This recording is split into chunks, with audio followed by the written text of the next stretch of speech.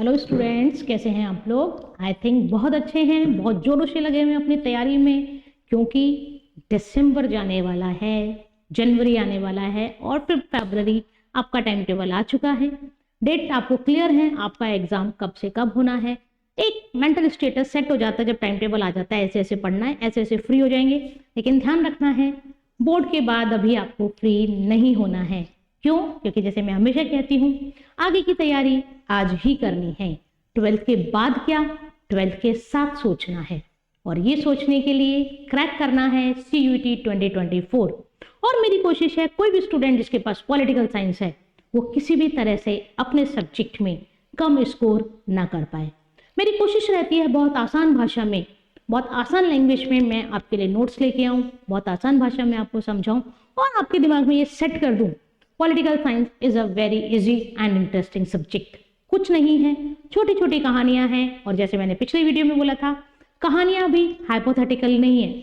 वो कहानियां हैं जो हमारी इतिहास से जुड़ी हुई हैं, जो हमारी जड़ों से जुड़ी हुई हैं, जो हमें बताती हैं कैसा भारत था, कैसे भारत ने स्ट्रगल करा और कैसे भारत आज विश्व गुरु बना है।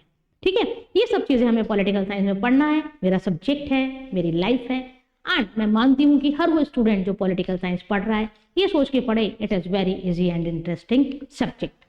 पिछली वीडियो में हमने स्टार्ट किया था chapter era of one party dominance, और आज की वीडियो में हम इस चैप्टर को कंप्लीट करेंगे। ओके स्टूडेंट्स, तो आज हमारा है, देखिए आप देख रहे हैं, era of one party dominance part 2, यानी सेकेंड पार्ट आपको पढ़ना है चैप्टर 2 का, इंडियन इंडिपेंडेंस के बाद का है। हमेशा की तरह पहले हम पिछले टॉपिक्स को इनसे लिंक करेंगे और फिर आज की क्लास को हम कंटिन्यू करेंगे।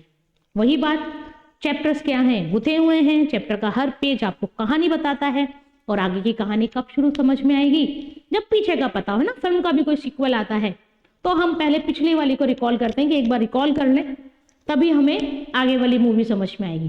तो ये भी कहानियां हैं, आगे की कहानी समझने के लिए थोड़ा सा रिलेट करते हैं, थोड़ा सा ब्रीफ में रिविजन करते हैं कि हमने पार्ट 1 में क्या क्या पढ़ा था।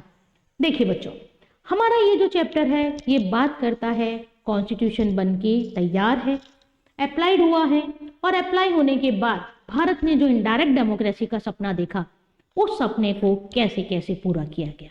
तो चलिए देखिए, याद करिए 26 जनवरी 1950, बहुत इंपॉर्टेंट डे, और ऐसा हिस्टोरिकल इंपॉर्टेंस कि हमारे कॉन्स्टिट्यूशन मेकर भी चाहते थे कि ये इंपॉर्टेंस किसी भी भारतीय के दिमाग से निकलने नहीं चाहिए। बिल्कुल इतना सेट कर दें कि वो अपने आप पूछे 26 नवंबर को क्यों नहीं, 26 जनवरी को क्यों। और जैसे ही वो पूछेगा 26 नवंबर को क्यों नहीं, 26 जनवरी को क्यों, उसे क्या पता लगेगा? हमारे इतिहास के एक बहुत इंपॉर्टेंट इंसिडेंट के बारे में पता लगेगा। मैं फिर आपको याद दिलाऊं, 1946 से संविधान सभा ने संविधान बनाना शुरू किया, और 26 नवंबर 1949 तक हमारा कॉन्स्टिट्यूशन बनके तैयार था। लेकिन हमारी कॉन्स्टिट्यूएंट असेंबली ने उस दिन कॉन्स्टिट्यूशन को फुली अप्लाइड नहीं किया। हाँ, पार्शियली अप्लाइड किया था, लगभग 15-16 आर्टिकल्स उस दिन अप्लाइड हो चुके थे, लेकिन फुली अप्लाइड इसको नहीं करा। हमारी कॉन्स्टिट्यूशन असेंबली, हमारी कॉन्स्टिट्यूएंट असेंबली इस कॉन्स्टिट्यूशन को अप्लाइड कब करती है? 26 जनवरी 1950। और आपको बहुत अच्छे से पता है कि हम 26 जनवरी को आज अ रिपब्लिक डे सेलिब्रेट करते हैं। अगर मेरे बच्चे करंट पढ़ते हैं तो कमेंट करके बताइए, इस बार रिपब्लिक डे पर हमारी कंट्री में गेस्ट ऑफ ऑनर कौन है? किसको हमने हमारे रिपब्लिक डे पर as a chief guest invite किया है? प्लीज कमेंट करिए, बताइए। पिछली वीडियो में मैं भी आपके पास एक क्वेश्चन छोड़ के गई थी, who is the current election commissioner of India? Bharat के वर्तमान में कौन है? आपने देखा है, ठीक है? नहीं तो उनका नाम है मिस्टर राजीव कुमार। ठीक है, अभी जो हमारे करंट इलेक्शन कमिश्नर ऑफिसर है वो कौन है? कमिश्नर जो है उनका नाम है राजीव कुमार। और अभी आज की वीडियो का हमारा क्वेश्चन कि 26 जनवरी 2024 में who is the chief guest और guest of honour in India? Clear? 26 जनवरी को हम कैसे सेलिब्रेट करते हैं? As a republic day. क्या हुआ था इस दिन? तो याद करिए आप तारीख, 26 जनवरी 1930। बहुत इंपॉर्टेंट डेट 26 जनवरी 1930। ये वो तारीख जिस दिन हमारे भारत ने अपना पहला स्वतंत्रता दिवस मनाया था। स्वतंत्र नहीं हुए थे, स्वतंत्र हम 1947 में हुए हैं, लेकिन 17 साल पहले हमारे जो लीडर्स थे उन्होंने कल्पना कर रही थी कि भारत इंडिपेंडेंट होगा और हम इंडिपेंडेंट भारत में भी इंडिपेंडेंस डे मनाएंगे, तो आज क्यों नहीं। याद करिए, मैंने आपको बताया था कि इंडिया का नेशनल मूवमेंट स्टार्टिंग मानी जाती है 28 दिसंबर 1885 से। ये भी आपको डेट ध्यान रखनी है। 28 दिसंबर 1885 को क्या हुआ था, एक संस्था की स्थापना हुई थी, भारतीय राष्ट्रीय कांग्रेस। आज वाली कांग्रेस नहीं, उस वक्त एज अ प्रेशर ग्रुप इसको एस्टैब्लिशमेंट हुआ था। और ये माना जाता है भारत में नेशनल मूवमेंट की बिगनिंग भी इसी दिन से। क्यों? क्योंकि इंडियन पीपल्स को एक प्लेटफॉर्म मिल गया, एक मंच मिल गया, जहां पर इकट्ठे होकर वो अपना डिस्कशन कर सकते हैं, अपने ओपिनियन बांट सकते हैं, कोई रणनीति बना सकते हैं, मूवमेंट शुरू कर सकते हैं। पहला ऐसा कोई प्लेटफॉर्म नहीं था। तो 28 दिसंबर 1885 को कांग्रेस की स्थापना हुई और इसी दिन से माना जाता है भारत का राष्ट्रीय आंदोलन, नेशनल मूवमेंट क्या हो गया, स्टार्ट हो गया। नेशनल मूवमेंट चलता रहा और एट लास्ट अलग अलग कॉन्ट्रीब्यूशन से, उदारवादी हो, उग्रवादी हो, क्रांतिकारी हो, गांधी हो, सबके सहयोग से भारत को क्या मिली, स्वतंत्रता मिली। 15 अगस्त 1947 को भारत स्वतंत्र हुआ। पार्टीशन हुआ दो भागों में, एक भारत और पाकिस्तान। याद करिए, पार्टीशन की डिक्लेरेशन 3 जून 1947 को हो गई थी, जिसको हम माउंटबेटन डिक्लेरेशन कहते हैं। 1946 से कॉन्स्टिट्यूएंट असेंबली ने कॉन्स्टिट्यूशन बनाने का काम शुरू कर दिया, क्योंकि ये तय करना था कि इंडिपेंडेंस के बाद भारत किस तरह से गवर्न करेगा। लेकिन हाँ, हमारे कॉन्स्टिट्यूशन मेकर के दिमाग में क्लियर था, India establish a democratic government. कुछ हो जाए, किसी कीमत पर लोकतंत्र के साथ समझौता नहीं करना है। भारत किस तरह की सरकार स्थापित करेगा, लोकतंत्रात्मक सरकार स्थापित करेगा, जहां पीपल्स के पास राइट होंगे, लिबर्टी होगी, इक्वलिटी होगी, गवर्नमेंट रेस्पॉन्सिबल होगी, गवर्नमेंट इलेक्टेड होगी, गवर्नमेंट कंट्रोल्ड होगी। No, there is no chance of dictatorship. तो इस तरह के दिमाग में कयास लगाए हुए हमारी कॉन्स्टिट्यूशनल असेंबली लग गई, कॉन्स्टिट्यूएंट असेंबली लग गई संविधान बनाने में। और लगभग 3 साल 2 वर्ष 11 महीने 18 दिन की कड़ी मेहनत के बाद हमें मिला विश्व का सबसे विशालतम संविधान। भारत का संविधान विश्व का सबसे विशालतम डिटेल्ड कॉन्स्टिट्यूशन है। कब बन के तैयार हुआ? 1946 से 9 दिसंबर 1946 से बनाना स्टार्ट हुआ और 26 नवंबर 1949 तक बन के तैयार था। लेकिन क्योंकि 26 जनवरी का अपना हिस्टोरिकल इंपॉर्टेंस था, क्योंकि 26 जनवरी 1930 को भारत ने अपना पहला स्वतंत्रता दिवस सेलिब्रेट किया था, इस तारीख को लोग भूल ना जाएं। इसकी जो मर्यादा है, इसका जो महत्व है, हमेशा बना रहे, ये हमारे देवदूतों के दिमाग में था। और इसीलिए उन्होंने 26 नवंबर को कॉन्स्टिट्यूशन अप्लाइड ना करके 26 जनवरी को अप्लाइड किया। आया बच्चों समझ में? 26 नवंबर को हम विधि दिवस के रूप में मनाते थे, लेकिन from 2015 26 November celebrate as a constitution day. ये आपको ध्यान रखना है, संविधान दिवस के रूप में मना रहे हैं। और कौन सी तारीख को मना रहे हैं? 26 नवंबर को। और कब से मना रहे हैं? 2015 से। ये आपको ध्यान रखना है। उसके बाद देखिए, हमने बात करी थी इंटरिम गवर्नमेंट की। इंटरिम गवर्नमेंट क्या थी? इंटरिम गवर्नमेंट आप याद करिए, मैंने आपको इंटरिम मतलब बीच का, है ना, एक हाइफन की तरह जिसने जोड़ दिया।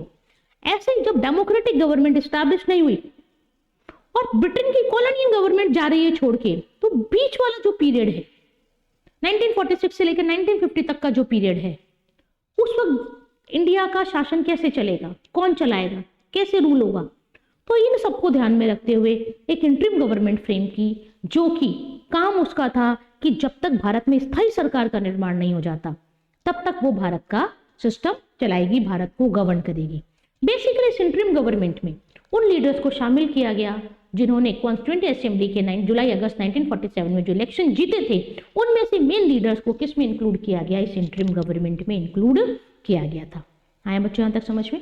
तो ये हमने देख लिया 26 जनवरी 1950 का इंपॉर्टेंस देखा, हिस्टोरिकल इंपॉर्टेंस, और हमने मीनिंग देखा इंटरिम गवर्नमेंट का। फिर देखिए हमने क्या पढ़ा था बेटा? हमने ये पढ़ा था कि जैसे भी मैंने बोला कि इंडियन जो लीडर्स थे उनके दिमाग में था कि इंडिया किस तरह की क्या ऑप्ट करेगा, किस तरह का गवर्नमेंट सिस्टम ऑप्ट करेगा, डेमोक्रेसी ऑप्ट करेगा। ठीक है, भारत किस तरह की सरकार लेके आएगा, लोकतंत्रात्मक सरकार लेके आएगा। फिर आपने 11th में पढ़ रखा होगा कि ये जो डेमोक्रेसी है ये 2 तरह की होती है। एक होती है डायरेक्ट डेमोक्रेसी और दूसरी होती है इनडायरेक्ट डेमोक्रेसी। अगर डायरेक्ट डेमोक्रेसी की बात करें तो डायरेक्ट डेमोक्रेसी आज भी स्विट्जरलैंड के 5 कैंटन्स में, कैंटन्स जिनको हम स्टेट कहते हैं, स्विट्जरलैंड में उनको क्या कहा जाता है? कैंटन्स कहा जाता है। ऑलमोस्ट कंट्रीज ने बिकॉज ऑफ द वॉस्ट पॉपुलेशन किस तरह की डेमोक्रेसी को ऑप्ट कर रखा है? इनडायरेक्ट डेमोक्रेसी को। ठीक है, और मैंने आपको ये भी बताया था, आपको ये भी ध्यान रखना है कि इनडायरेक्ट डेमोक्रेसी को रिप्रेजेंटेटिव डेमोक्रेसी भी कहा जाता है। तो इंडियन जो थी कॉन्स्टिट्यूशनल असेंबली, उसने किस तरह की डेमोक्रेसी ऑप्ट करी? इनडायरेक्ट। इनडायरेक्ट मतलब peoples elect their representative and their representative plays an important role in the governing system. Peoples direct govern नहीं कर रहे, पीपल्स डायरेक्ट गवर्नमेंट में इन्वॉल्व नहीं हो रहे, पीपल्स अपने रिप्रेजेंटेटिव इलेक्ट करके भेज रहे, और वो रिप्रेजेंटेटिव क्या कर रहे हैं, उनको गवर्नमेंट जो है उसमें इंटरफेयर कर रहे हैं, उसमें इलेक्ट कर रहे हैं, उसको चूज कर रहे हैं, उसको जो भी कर रहे हैं, ठीक है। तो यहां से पीपल्स का रोल कैसा हो गया? इनडायरेक्ट, इसलिए इसको क्या कहा जाता है? Indirect democracy. पीपल्स अपने रिप्रेजेंटेटिव चुन रहे हैं और रिप्रेजेंटेटिव गवर्नमेंट चला रहे हैं, इसलिए इसको क्या कहा जाता है? Representative democracy. अब देखिए पीपल्स को क्या करना है, इन रिप्रेजेंटेटिव्स को इलेक्ट करना है, और बेटा इलेक्ट करना है तो कैसे इलेक्ट करेंगे? जब हमारे पास क्या होगा? इलेक्शन कमीशन होगा। आया याद समझ में? पिछली क्लास याद आ रही है थोड़ी सी? क्योंकि इंडिया में इनडायरेक्ट डेमोक्रेसी थी, इनडायरेक्ट डेमोक्रेसी में रिप्रेजेंटेटिव इलेक्ट करने पड़ते हैं, और representative free and Fairlie elect हो सके, इसलिए इंडिया में किसकी नीड थी? इलेक्शन कमीशन की नीड थी। इसी चीज को ध्यान में रखते हुए आर्टिकल 324 के अंडर किसका एस्टैब्लिशमेंट किया गया? इलेक्शन कमीशन ऑफ इंडिया का एस्टैब्लिशमेंट किया गया। ये 11th में भी आपने एक चैप्टर पढ़ा है, इलेक्ट्रल रिप्रेजेंटेशन, उसमें भी इलेक्शन कमीशन ऑफ इंडिया पूरा डिटेल में समझाया हुआ है, ठीक है। ये ध्यान रखना है कि ये जो ECI है ये एक कॉन्स्टिट्यूशनल बॉडी है, संवैधानिक संस्था है, मतलब इसका वर्णन संविधान में किया गया है। कुछ ऐसी हैं जो संवैधानिक नहीं होती, जैसे नीति आयोग की हम बात करें, जिन्होंने प्लानिंग कमीशन को रिप्लेस किया, पढ़ा है हमने, आपका जो इकोनॉमिक डेवलपमेंट वाला चैप्टर मैंने आपको पढ़ाया, तो उसकी अगर हम बात करें तो प्लानिंग कमीशन और जो नीति आयोग है ये कॉन्स्टिट्यूशनल बॉडी नहीं है, इनका संविधान में कहीं भी वर्णन नहीं है, ठीक है। तो लेकिन अगर हम इलेक्शन कमीशन की बात करें तो इलेक्शन कमीशन क्या है? एक कॉन्स्टिट्यूशनल बॉडी है जिसका डिस्क्रिप्शन किस में किया गया है? आर्टिकल 324 में किया गया है। इस इलेक्शन कमीशन का काम क्या था? भारत में फ्री और फेयर इलेक्शन करवाना, है ना, स्वतंत्र और निष्पक्ष चुनाव करवाना, ताकि जनता को वास्तव में वो सरकार मिले जिसे वो सरकार के रूप में देखना चाहते हैं।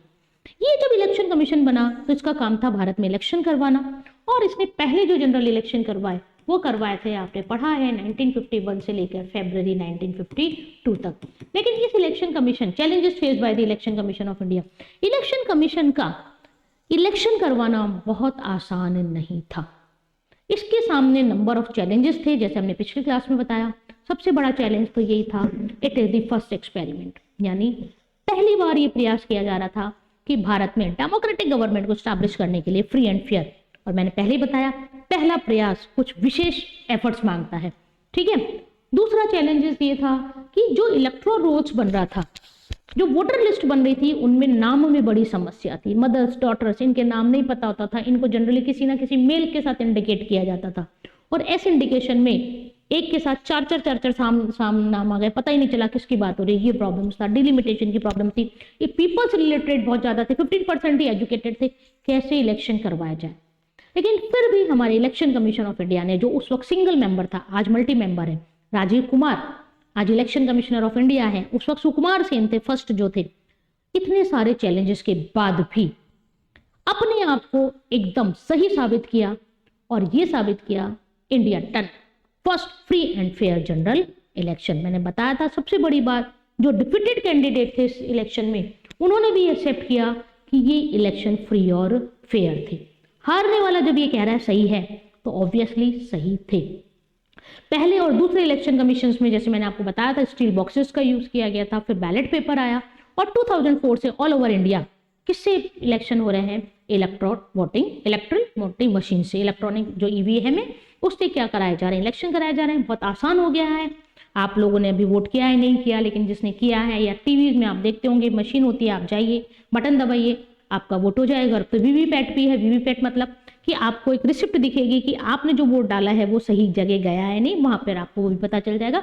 ये इसलिए है कि जो अगर करप्शन हो भी रहा है, जैसे पहले बूथ कैप्चरिंग वगैरह होती थी, ये ना हो पाए, है ना, पारदर्शिता लाने के लिए, निष्पक्षता लाने के लिए, बहुत ढंग से चुनाव होने के लिए, फ्री और फेयर, ये सब क्या करे जा रहे हैं, धीरे धीरे इसमें रिफॉर्म्स किए जा रहे हैं। तो इलेक्शन कमीशन ऑफ इंडिया ने इतने चैलेंजेस के बाद भी क्या करा? सक्सेसफुली इंडिया में इलेक्शन करवा लिए। फर्स्ट जनरल इलेक्शन, लोगों ने, मैंने आपको बताया था, ग्रेटेस्ट गैम्बल कहा था हमारे इलेक्शंस को, है ना, ये तो बहुत बड़ा जुआ है, हो भी जाए जीत जाए तो जीत भी जाए, हार भी जाए तो हार भी जाए, ठीक है, लेकिन इंडियन जो गवर्नमेंट थी, जो इंडिया का इलेक्शन कमीशन ऑफ इंडिया था, उसने ये प्रूव किया कि हमने सारे चैलेंजेस को बहुत समझदारी से पार करते हुए पहले जनरल इलेक्शन 1952 में करवा लिए गए। फिर आपको देखिए मैंने बताया था जो आपको इंपॉर्टेंट चीज ध्यान रखनी है वो ध्यान रखनी है वन पार्टी डोमिनेंस। चैप्टर की हेडिंग ही है, पूरा चैप्टर ही इसके आसपास घूम रहा है, तो ऑब्वियसली इसका कंसेप्ट हमें क्लियर होना ही चाहिए। एक ध्यान क्या रखना है आपको, मैंने बताया था 1950 से लेके आज तक इंडिया में किस तरह का पार्टी सिस्टम है। इंडिया में मल्टी पार्टी सिस्टम है, ठीक है। मल्टी पार्टी सिस्टम मतलब when number of parties participate in the election and there is a chance of framing different government from the different political parties or maybe coalition government।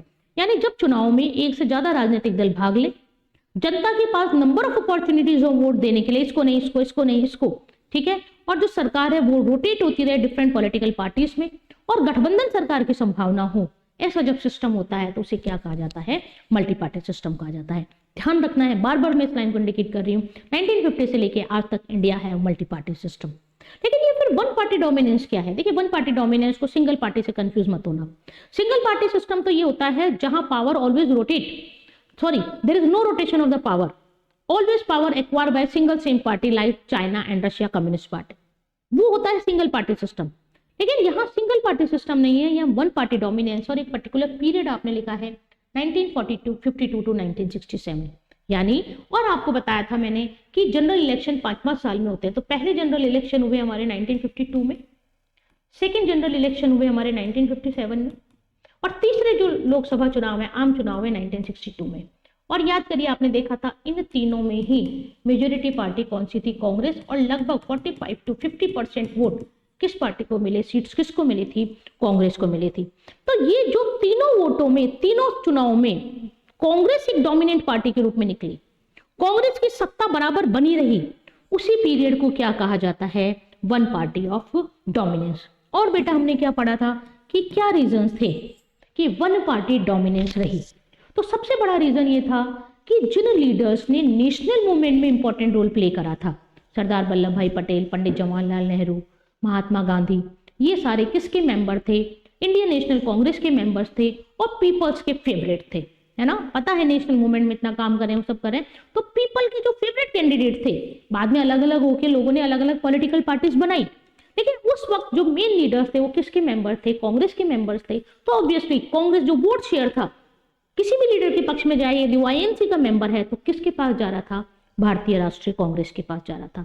Congress एक साझा मंच थी, उस वक्त वो किसी एक पर्टिकुलर ऑर्गेनाइजेशन, पर्टिकुलर रिलीजन का ग्रुप नहीं था, उसने सबको अपने अंदर समाया हुआ था, richer, poor, upper caste, lower caste, है ना, इंडस्ट्रियलिस्ट, लेबर, सब किसके मेंबर थे, कांग्रेस के मेंबर थी। एक मतलब एक तरह से कि साझा मंच था कांग्रेस, और इसीलिए ये कारण थे जिनके कारण से 1952 से लेकर 1967 तक किसकी डोमिनेंस चली थी, कांग्रेस की। और ये देखिए यहाँ हम अपनी क्लास छोड़ के गए थे, ये है मिस्टर रजनी कोठारी, और इनके रिलेटेड हमें क्या ध्यान रखना है, रजनी कोठारी ने एक कंसेप्ट दिया है जिस कंसेप्ट को कहा जाता है Congress system.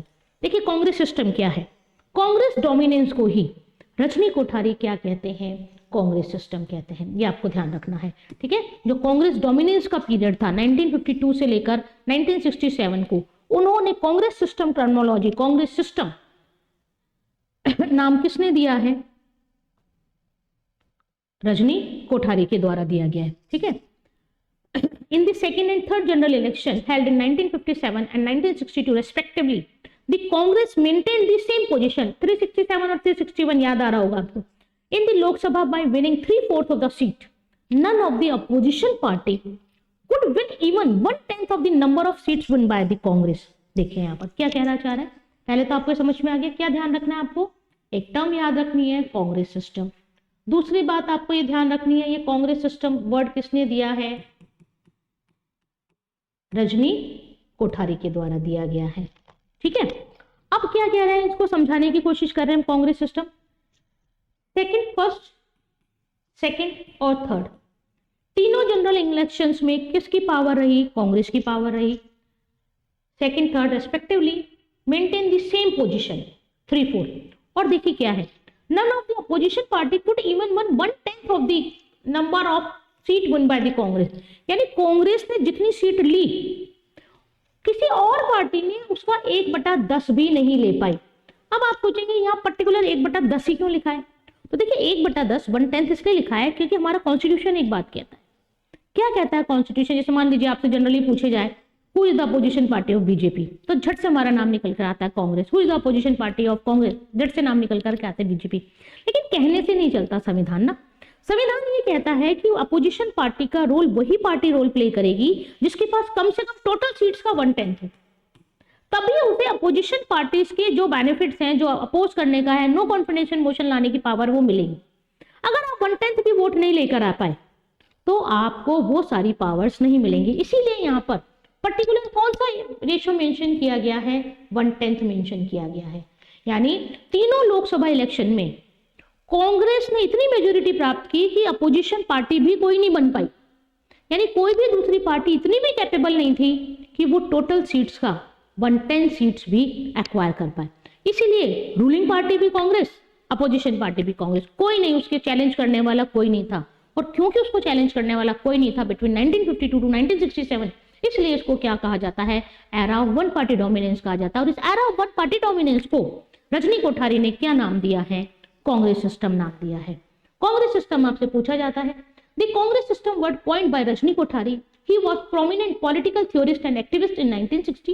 He developed the idea of Congress system to explain the party's umbrella character. ये ध्यान रखना, कुछ वर्ड होते हैं जो हमें अपने आंसर में डालना पड़ते हैं। Umbrella character that accommodated multiple interests within fold. यानी इन्होंने क्या कहा? एक ये कहा कांग्रेस का छत्र।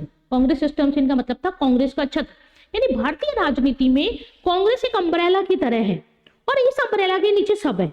इसने क्या कर रखा है? जितने भी मल्टीपल इंटरेस्ट है उन सबको फोल्ड करा। जब आप अम्ब्रेला बंद करते हैं तो क्या होता है? वो बंद हो जाता है ना? जो भी है वो सब अंदर। यानी इस कांग्रेस पार्टी ने क्या कर रखा है? जितने भी मल्टीपल इंटरेस्ट थे उन सबको अपने अंदर फोल्ड कर लिया, अम्ब्रेला हो गया।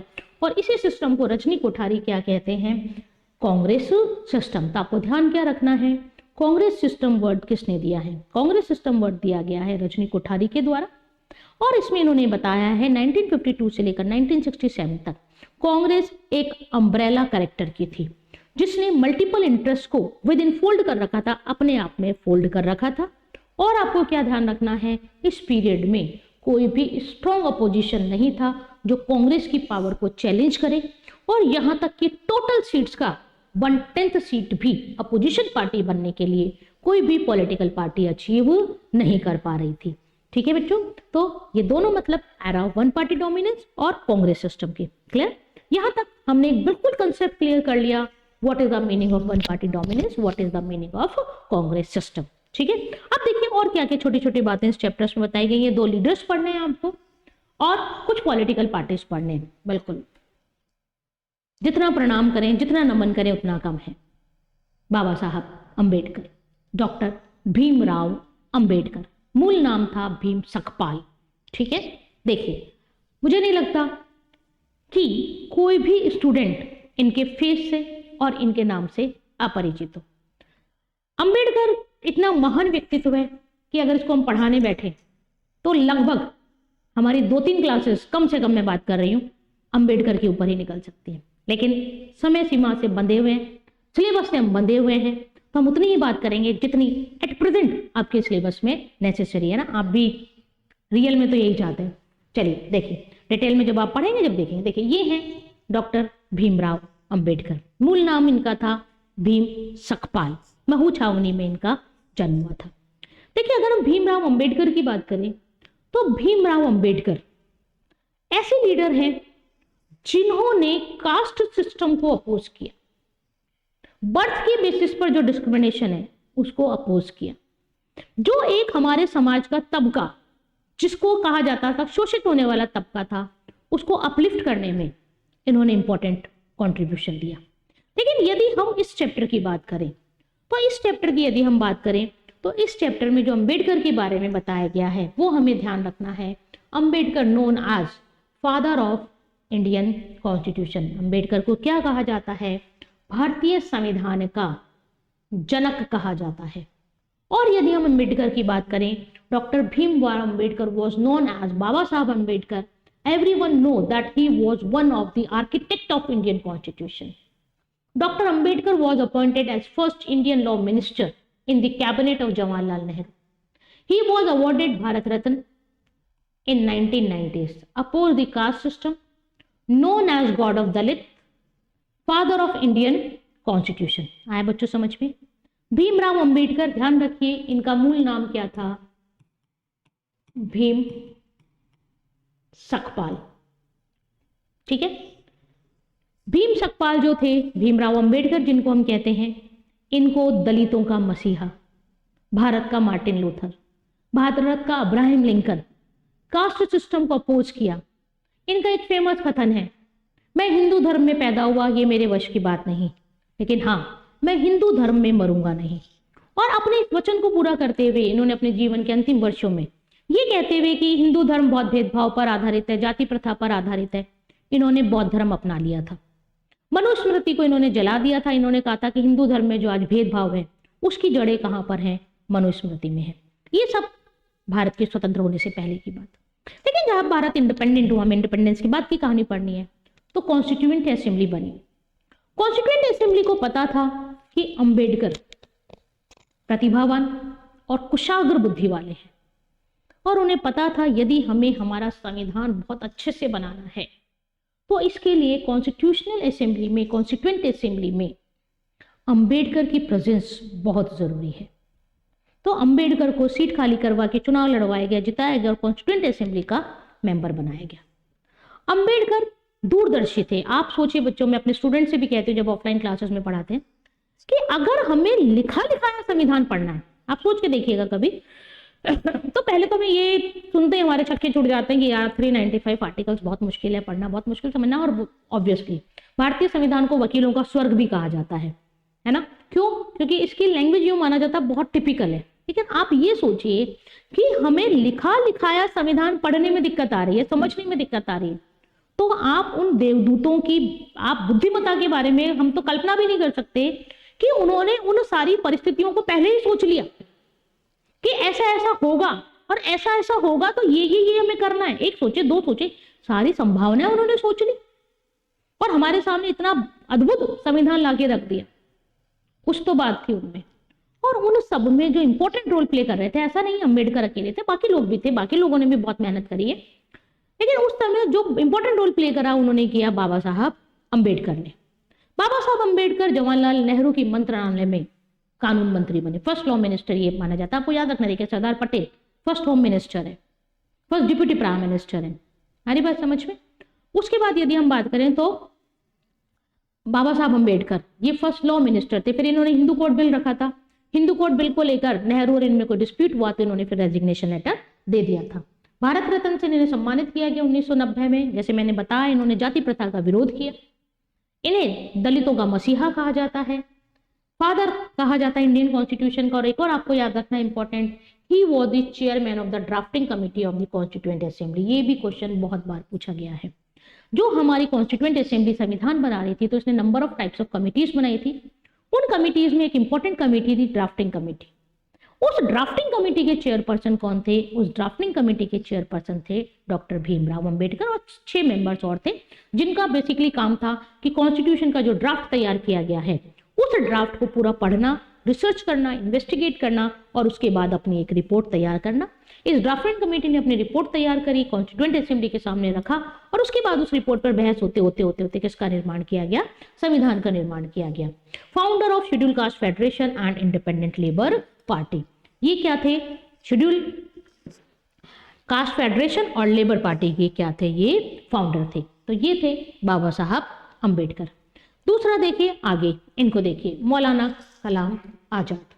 ये कौन है? Abul Kalam Muhyiddin Ahmad Azad was Indian scholar and a senior political leader of the Indian independent movement. Following Indian independence, he became the first education minister of India. Bharat के पहले शिक्षा मंत्री कौन बने थे? Maulana Abul Kalam Azad. From 1947 to 1958. His birthday, 11th November, is celebrated as a National Education Day. An advocate for the education, a freedom fighter, a politician, a journalist, Azad opposed the partition of India. देखिए यहाँ ये कौन है? भारत के प्रथम शिक्षा मंत्री। First education minister of India. 3-4 leaders हैं, आपको ध्यान रखना है, पूछा जाता है आपसे क्या क्या बेटा याद रखना है, आपको याद रखने हैं first home minister iron man कौन, पटेल। फिर आपको याद रखना है फर्स्ट लॉ मिनिस्टर, अभी हमने पढ़ा कौन, भीमराव अंबेडकर। और तीसरा आपके पास कौन से आ गए, एजुकेशन मिनिस्टर। आपको प्राइम मिनिस्टर प्रेसिडेंट तो पता ही है, prime minister Jawaharlal Nehru, president थे डॉक्टर राजेंद्र प्रसाद। ये कौन थे, मौलाना अबुल कलाम आजाद। इनका जो बर्थडे है वो 11 नवंबर को आता है और 11 नवंबर को हम नेशनल एजुकेशन डे के रूप में हम इसको सेलिब्रेट करते हैं। सबसे इंपॉर्टेंट बात देखिए ये वाली line, Azad oppose the partition of India. आप याद करिए जब मैंने फर्स्ट चैप्टर पढ़ाया था जिसमें हमने पार्टीशन ऑफ इंडिया पढ़ा था और इसमें हमने देखा था कि इंडिया को 2 भागों में बांट दिया, एक भारत और एक पाकिस्तान। 2 नेशन थ्योरी मुस्लिम लीग के द्वारा दी गई थी। लेकिन यहीं पर आपने एक चीज पढ़ी थी कि ये जो पार्टीशन का प्रोसेस था ये बहुत डिफिकल्ट था, बहुत आसानी से विभाजन नहीं हुआ। अगर आप पुरानी मूवीज देखें, गदर बेसिकली आप देखें और भी पुरानी मूवीज देखें तो आप देखेंगे कि जो ये पार्टीशन हुआ था, जब पीपल्स इधर से उधर ट्रांसफॉर्म हो रहे थे तो उस वक्त जो दृश्य था वो इतना था कि अगर आज हम मूवी में भी देखते हैं तो हमारे रोंगटे खड़े हो जाते।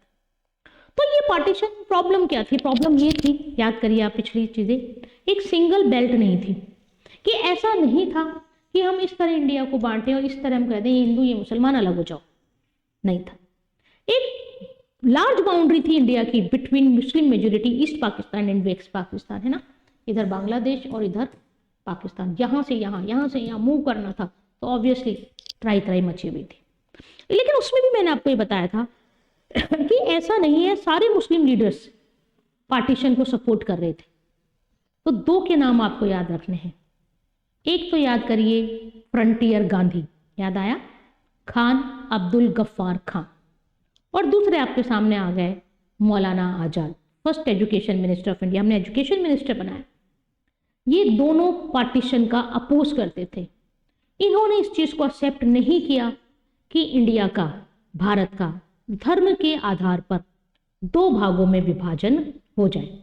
तो काफी सारे मुस्लिम लीडर्स थे वो सपोर्ट नहीं करते थे, पूरी की पूरी मुस्लिम लीग नहीं चाहती थी कि भारत का विभाजन हो। लेकिन हाँ, कुछ सिचुएशंस ऐसी बनी, सर्कमस्टेंसेस ऐसे बन गए कि सिचुएशन नहीं संभल रही थी और एट लास्ट 3 जून 1947 को क्या डिक्लेयर करना पड़ा कि इंडिया का पार्टीशन होगा, separate state for Muslim and separate state for Hindus, Pakistan and Hindustan. तो ये आपने लीडर पढ़े कौन से, मौलाना अबुल कलाम आजाद। ये भी आपको बेटा ध्यान रखना है। भीमराव अंबेडकर कॉन्स्टिट्यूशन को बनाने में इंपॉर्टेंट रोल प्ले करा, दलितों को अपलिफ्ट करने में इंपॉर्टेंट रोल प्ले किया, कास्ट सिस्टम को अपोज किया, ड्राफ्टिंग कमेटी के चेयरपर्सन थे, ठीक है। उसके बाद मौलाना आजाद 11 नवंबर को इनका बर्थडे हम नेशनल एजुकेशन डे के रूप में सेलिब्रेट करते हैं। फर्स्ट एजुकेशन मिनिस्टर थे और इन्होंने अपोज किया था इंडिया के पार्टीशन का। आगे क्या, आगे देखिए क्या है मैंने आपको बताया था from the starting India opt multi party system, यानी भारत में शुरू से ही बहुदलीय प्रणाली रही है, ठीक है। पिछले क्लासेस में देखिए आपने पढ़ा है कि जो ये पार्टी सिस्टम होता है ये 3 तरह का होता है ना। पिछले क्लासेस में जब हमने वो वाली बुक स्टार्ट करी थी उस टाइम मैंने आपको पार्टी सिस्टम बताया था और मैंने आपको बताया था there are 3 types of party system, यानी 3 तरह के पार्टी सिस्टम हो सकता है। पहला आपने पढ़ा था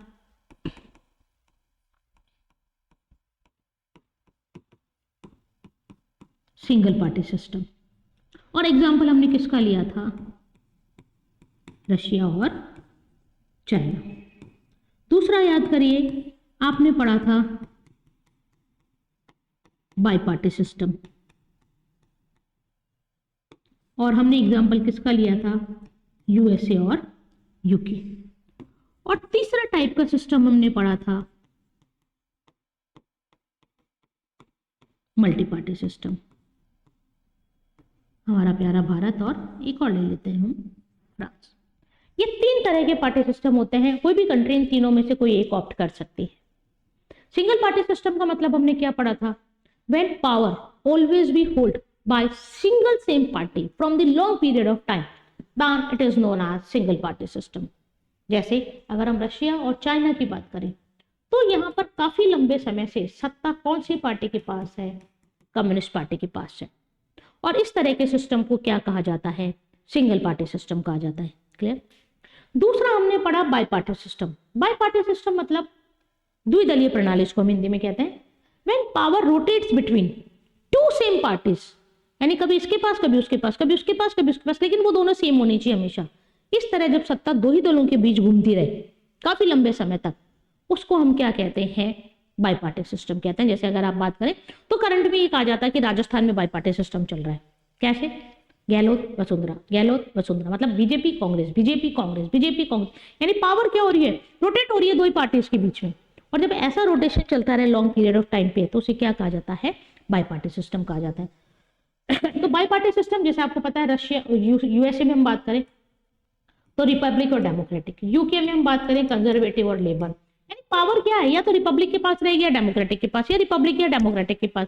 कोई तीसरी पार्टी ने आज तक वहां सरकार नहीं बनाई है। ऐसे यूके में या तो कंजर्वेटिव या लेबर, या तो कंजर्वेटिव या लेबर, अनुदार दल और मजदूर दल, अनुदार दल या मजदूर दल। तो जब ऐसी पावर रोटेट होती रहती है तो उसे क्या कहा जाता है? बाई पार्टी सिस्टम कहा जाता है। आई बच्चों यहाँ तक बात समझ में? लेकिन इंडिया में इन दोनों में से कोई भी पार्टी सिस्टम नहीं है। इंडिया में कैसा पार्टी सिस्टम है? मैंने बताया आपको, मल्टी पार्टी सिस्टम। ये ध्यान रखना, ये अभी भी आपके प्री बोर्ड्स में और हाफ ईयरली एग्जाम्स में मैंने क्वेश्चन देखा है, which type of party system India है। इंडिया है मल्टी पार्टी सिस्टम और many party system. Many party के नाम से आया यहाँ ऑप्शन, ठीक है। Multi party system means when there are number of parties who participate in the election, who participate in the governing system, power rotates among different types of political parties and there is a chance of coalition government. ये एक appropriate definition होती है multi party system की। बहुदलीय प्रणाली का अर्थ क्या होता है? जब देश में सत्ता विभिन्न दलों के बीच घूमती रहे, अलग अलग तरह के दल चुनाव लड़कर सत्ता प्राप्त कर सकते हैं, और गठबंधन सरकार की जब संभावना हो तो उस तरह की शासन प्रणाली को क्या कहा जाता है? मल्टी पार्टी सिस्टम कहा जाता है। फिर आपने देखा कि मैंने आपको बताया था कि फर्स्ट जनरल इलेक्शन में 14 नेशनल पार्टीज ने पार्टिसिपेट किया था। आप कमेंट करके बताइए आज इंडिया में 2023 में कितनी नेशनल पार्टीज है? 2023 में मैं बात कर रही हूँ, 2019 की इलेक्शन की बात नहीं कर रहे, हम 2023 में बात कर रहे हैं। आज कितनी रिकॉग्नाइज्ड नेशनल पार्टीज इंडिया में है? अगर हम उस टाइम की बात करें तो हमें कुछ इंपॉर्टेंट पॉलिटिकल पार्टीज देखनी है कि उस टाइम जब हमारे इलेक्शंस हो रहे थे, फर्स्ट, सेकंड, थर्ड, फोर्थ, उस टाइम कौन कौन सी पॉलिटिकल पार्टीज इंपॉर्टेंट थी और जिनको हमें पढ़ना जरूरी है, और जो आपकी बेसिकली बुक में दी हुई हैं, उन पार्टीज को लेकर हमने यहाँ पर बात की है। तो देखिए, जैसे आप देख रहे हैं स्लाइड पे, पहले जो पार्टी है वो हमने ली है CPI, communist party of India. आज भी ये नेशनल पार्टी है इंडिया की, ठीक है। Communist Party of India is the oldest communist party in India. The CPI was found in modern day Kanpur on 26 December 1925. Support the communist ideology. Area इसका था Andhra Pradesh, waste Bengal, Bihar, Kerala. Leaders के नाम आपको याद रखना है, ए गोपालन, एस ए डांगे और पीसी जोशी। 1964 में क्या होता है? इस पार्टी का पार्टीशन हो जाता है। एक आ जाती है सीपीआई और एक आ जाती है सीपीआई-एम। जो प्योर कम्युनिस्ट आइडियोलॉजी को फॉलो करती है वो है सीपीआई। वो देखिए, उसका आप लोगो देख रहे हैं, साइन देख रहे हैं। और जो कम्युनिज्म में भी मार्क्सिज्म को फॉलो करे, कार्ल मार्क्स के सिद्धांतों का समर्थन करती है, उसको कहा जाता है सीपीआई-एम, सीपीआई मार्क्सिस्ट पार्टी, ठीक है। दोनों ही आज नेशनल पार्टी है हमारे इंडिया की। तो 1964 में, 1925 में तो 26 दिसंबर 1925 को कानपुर में इसको स्टैब्लिश किया गया। कैसे? CPI, communist party. लेकिन क्या हुआ, धीरे धीरे विचारों में विरोधाभास हुआ और ये पार्टी दो खेमों में बट गई। एक खेमा कम्युनिस्ट आइडियोलॉजी का और दूसरा कम्युनिज्म में भी जो मार्क्सिज्म का बहुत ज्यादा सपोर्टिव है, मार्क्सवाद का। और इस तरह 1964 में आपसे पूछा जा सकता है when was partition of CPI was done? 1964 में ये सीपीआई दो भागों में बट गई, सीपीआई और सीपीआई-एम। लीडर्स आपको बहुत याद रखने बेटा, एरिया एक बार आप ना भी करें तो चल जाएगा, लेकिन जो लीडर्स हैं वो आपको ध्यान रखने हैं, ठीक है। लीडर्स क्यों ध्यान रखने हैं? क्योंकि आपसे इस तरह से क्वेश्चन पूछा जाता है, मैचिंग कॉलम भी मैं लास्ट में करवाऊंगी। जैसे मान लीजिए यहाँ पर लिख दिया इन्होंने पीसी जोशी, और यहाँ पे 3-4 तरह के नाम होंगे, अभी हम पढ़ेंगे, जैसे कम्युनिस्ट पार्टी, स्वतंत्र पार्टी, समाजवादी पार्टी, भारतीय जनसंघ और इधर लीडर्स के नाम होंगे। अभी मैं अपनी क्वेश्चन सीरीज भी लेके आऊंगी, क्वेश्चन भी सॉल्व करवाएंगे आपसे, उसमें और क्लियर हो जाएगा आपको। तो फिर आपको क्या करना पड़ेगा, मैच करना पड़ेगा। या आपसे इस तरह क्वेश्चन पूछा जा सकता है, write the name of leader which belongs to CPI. ठीक है, तो आपको इस तरह से इनके नाम पता होने चाहिए। तो ये आपकी पॉलिटिकल पार्टी कौन सी, CPI, communist party of India. कब फ्रेम हुई, 1925 में फ्रेम हुई। कब पार्टीशन हुआ, 1964 में पार्टीशन हुआ। कौन सी आइडियोलॉजी को सपोर्ट करती थी, कम्युनिज्म आइडियोलॉजी को सपोर्ट करती थी। कौन कौन से दो पार्टीज में विभाजन हुआ, सीपीआई और सीपीआई-एम में। लोग आपको ध्यान रखना है, ये सीपीआई का है और ये सीपीआई-एम का है। क्लियर। आगे देखिए, अब अगली कौन सी पॉलिटिकल पार्टी है, अगली पॉलिटिकल पार्टी है सोशलिस्ट पार्टी एंड भारतीय जनसंघ। कम्युनिस्ट पार्टी आपने देख ली, अब हम दूसरी पार्टी देख रहे हैं, that is socialist party. Hindi में इसको बोला जाता है समाजवादी दल। ठीक है, अब देखिए अगर हम समाजवादी दल की बात करें तो समाजवादी दल की स्थापना हुई थी 1934 में। Socialist party was established 1934 in the Congress, और 1948 में ये अलग हो जाती है बिल्कुल कांग्रेस से और अपने आप को इंडिपेंडेंट स्टेटस बनाती है। कांग्रेस सोशलिस्ट पार्टी और CSP was a left wing group within the Congress. ये ना बच्चों समझ में, यानी कांग्रेस में ही जो लेफ्ट विंग ग्रुप था, लेफ्ट विंग राइट विंग याद आ रहा है फ्रांस की, मैंने बताया था आपको लेफ्ट विंग और राइट विंग कहां से निकल कर आया, फ्रांस से निकल कर आया कि फ्रांस के जो राजा बैठता था उसके लेफ्ट में बैठते थे, राइट में बैठते थे, चेंजेस की डिमांड करते थे, कंजर्वेटिव होते थे, उस तरह से वो जो सिचुएशन थी। ठीक है, तो हम सोशलिस्ट पार्टी की बात करें तो सोशलिस्ट पार्टी कब फ्रेम हुई, 1934 में फ्रेम हुई। ये लेफ्ट विंग थी कांग्रेस में, और आपको लीडर्स जो याद रखने हैं इसमें दो मेन याद रखना है, आचार्य नरेंद्र देव और जयप्रकाश नारायण। जयप्रकाश नारायण तो हमने बहुत अच्छे से पढ़ा है जब हमने इमरजेंसी पढ़ी थी इंदिरा गांधी की। क्लियर। तो देखिए यहाँ पर आचार्य नरेंद्र देव की यदि हम बात करें तो आचार्य नरेंद्र देव क्या थे, प्रेसिडेंट थे।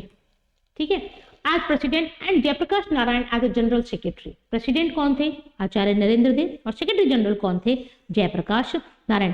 जयप्रकाश नारायण को बहुत डिटेल में हमें पढ़ना है इमरजेंसी वाले चैप्टर में। इंदिरा गांधी ने जब इमरजेंसी लगाई थी तो उस इमरजेंसी के खिलाफ सबसे बुलंद आवाज जिन्होंने उठाई थी वो कौन थे, जयप्रकाश नारायण। इंदिरा हटाओ के उस वक्त नारे भी लगे थे। ठीक है, अदर लीडर्स अगर हम बात करें तो ध्यान रखना है एस.एम. मुंशी, अशोक मेहता, राम मनोहर लोहिया।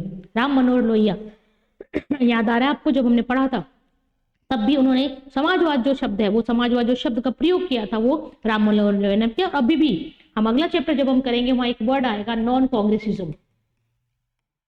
इस वर्ड में भी देने का क्रेडिट किसको जाता है, राम मनोहर लोहिया को जाता है। और ये कैसे थिंकर हैं, सोशलिस्ट थिंकर हैं। कौन सी पार्टी से रिलेटेड है, सोशलिस्ट पार्टी से रिलेटेड है। आई बच्चों समझ में। तो दूसरी पॉलिटिकल पार्टी हमने कौन सी देखी, समाजवादी दल, सोशलिस्ट पार्टी। कब फ्रेम हुई, 1934 में फ्रेम हुई।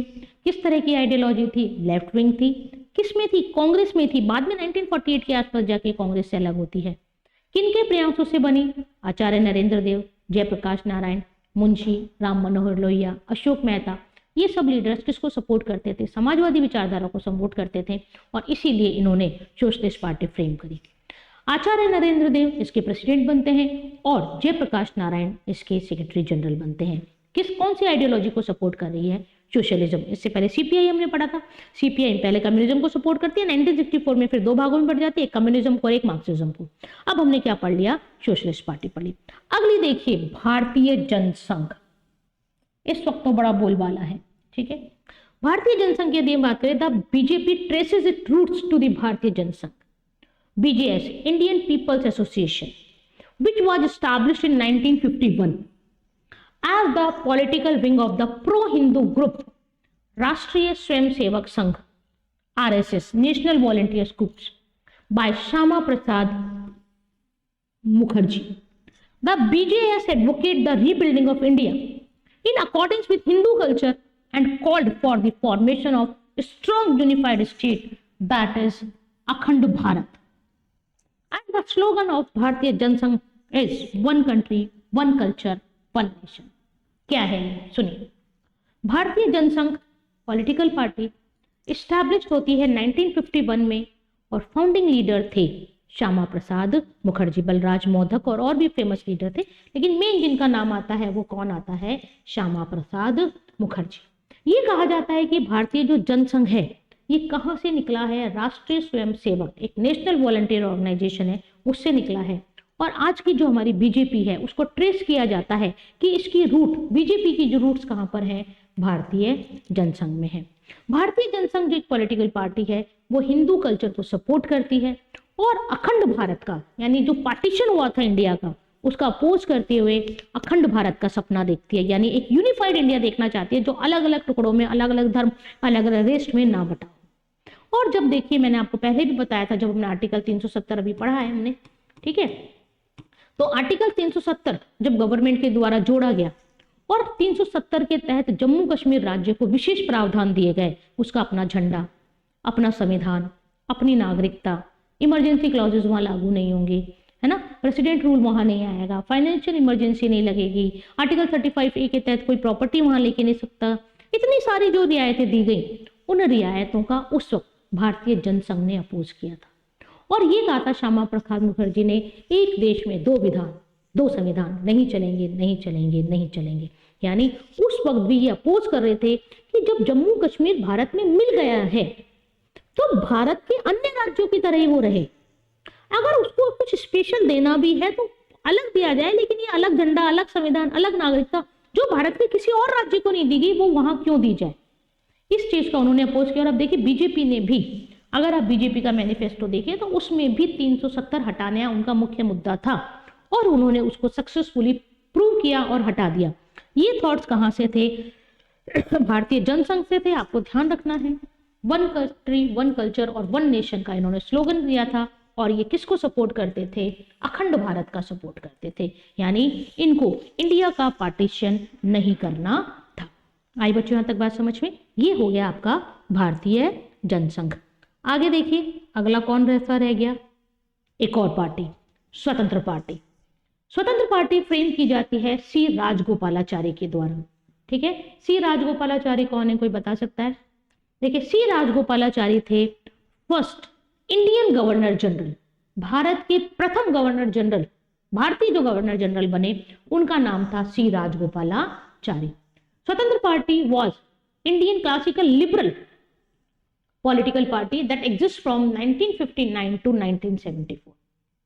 अब नहीं है, कब तक एग्जिस्ट थी? 1974 तक।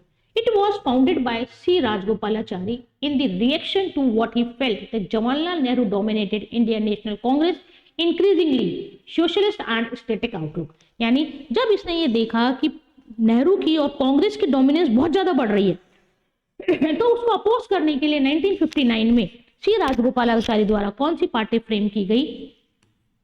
स्वतंत्र पार्टी, ये उसका लोगो था। The party had a number of distinguished leaders, most of them old congressmen, यानी जो पुरानी कांग्रेस के सदस्य थे जो छोड़ छोड़ के निकल कर आ गए, वो इसमें थे। सी राजगोपालाचारी इंपॉर्टेंट है, फाउंडर मेंबर है, मीनू मसानी, एनजी रंगा, दर्शन सिंह पेरुमाल, ये सारे फेमस लीडर हैं। अगर हम स्वतंत्र पार्टी की बात करें तो Swatantra party oppose the policy of NAM and advocate that the better relation with USA not USSR supports the capitalism. देखिए हर पार्टी की अपनी अपनी आइडियोलॉजी होती है, ठीक है, हर पार्टी जो बन रही है। देखिए जब आप पॉलिटिकल पार्टी की डेफिनेशन पढ़ते हैं तो उसमें डेफिनेशन में आता है a strong coordination among the thoughts, यानी उस पार्टी का वह मेंबर बने जो उसके थॉट्स को सपोर्ट कर रहे हैं। तो ये जो स्वतंत्र पार्टी थी ये नेहरू डोमिनेंस का अपोज करती थी और नेहरू के द्वारा कुछ सिद्धांत दिए गए उनका अपोज करती थी। और इसलिए सी राजगोपालाचारी जो भारत के प्रथम भारतीय गवर्नर जनरल बने, उन्होंने क्या करा? इस पार्टी को फ्रेम किया, लोगो रखा स्टार इन ब्लू बैकग्राउंड, और क्या कहा कि इंडिया ने जो नॉन अलाइंड पॉलिसी ऑप्ट करी है ये गलत है। नॉन अलाइंड पॉलिसी आपको याद होगा, कोल्ड वॉर की पीरियड में इंडिया ने डिसाइड किया था India never the join the bloc of USA और USSR, he maintain the self status. और ये स्वतंत्र पार्टी डिमांड करती थी कि ऐसा कुछ नाम वाम पॉलिसी ऑप्ट करने की जरूरत नहीं है, India maintain his relation with USA. और इसीलिए क्योंकि यूएसए किस पॉलिसी को फ्रेम करता, सपोर्ट करता था? कैपिटलिज्म को। तो इसलिए क्योंकि यूएसए के साथ सपोर्ट करना चाहते थे, तो ये जो स्वतंत्र पार्टी थी ये किसका समर्थन करती थी? कैपिटलिज्म का सपोर्ट करती थी। ठीक है, तो ये आपको इंपॉर्टेंट पॉलिटिकल पार्टीज याद रखनी है बेटा, सबके लीडर्स याद रखने हैं। जैसे सीपीआई कब फ्रेम हुई? देखिए मैं आप थोड़ा सा बताऊं आपको सबसे पहले याद रखना आईएनसी कब फ्रेम हुई? 1885 में। ठीक है, सीपीआई कब फ्रेम हुई? 1925 में। Socialist party 1934। ठीक है, भारतीय जनसंघ 1951, स्वतंत्र पार्टी 1959। इस तरह से आपको याद रखना है। लीडर्स याद रखने हैं, सीपीआई के कौन थे, सोशलिस्ट पार्टी के कौन थे, बीजेपी के कौन थे, राजगोपालाचारी, श्यामा प्रसाद मुखर्जी, आचार्य नरेंद्र देव, एपी डांगे, गोपालन, ये सारे आपको याद रखने हैं। कैसे याद रखने हैं? क्योंकि आपसे मैचिंग कॉलम भी पूछा जाता है, आपसे पर्टिकुलर लीडर भी पूछ लिया जाता है और पर्टिकुलर एरिया भी आपसे पूछा जाता है। यहाँ पर आए बच्चों समझ में? तो ये हमारा था एक चैप्टर जो था era of one party dominance. बिल्कुल ध्यान रखना है आपको, मीनिंग ध्यान रखना है वन पार्टी डोमिनेंस का, इलेक्शन कमीशन का कंसेप्ट आपको ध्यान रखना है, कब फ्रेम हुआ, कब कब आपके 3 इलेक्शंस हुए, उन 3 इलेक्शंस में सीट का रेशो क्या रहा, कांग्रेस की मेजोरिटी थी इसलिए हमने इसको वन पार्टी डोमिनेंस कहा। रजनी कोठारी ने इस एरा को कांग्रेस सिस्टम कहा है। भीमराव अंबेडकर आपको याद रखने हैं, God of Dalit and father of Indian constitution, chairman of drafting committee, first law minister थे। मौलाना अबुल कलाम आजाद याद रखने, आपको पार्टीशन का अपोज किया, फर्स्ट लॉ एजुकेशन मिनिस्टर थे हमारे, ठीक है। उसके बाद हमने पार्टीज पढ़ी, सीपीआई 1925 में फ्रेम हुई, कम्युनिज्म आइडियोलॉजी को सपोर्ट करती थी। 1964 में पार्टीशन हो गया सीपीआई और सीपीआईएम का। सोशलिस्ट पार्टी बनी 1934 में, लेफ्ट विंग पार्टी थी इन दी कांग्रेस, आचार्य नरेंद्र देव और जयप्रकाश नारायण आपको ध्यान रखना है। भारतीय जनसंघ 1951, श्यामा प्रसाद मुखर्जी, अखंड Bharat, one nation one culture को सपोर्ट करती है।